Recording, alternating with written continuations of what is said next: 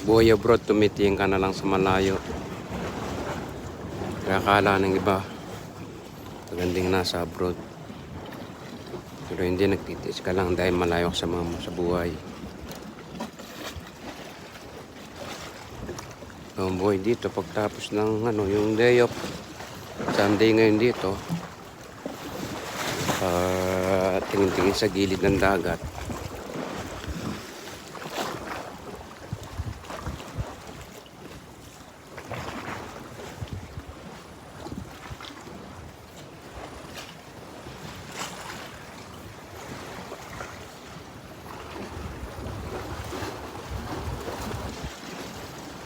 Kaya pag nasa burka, kung tinitiis lang.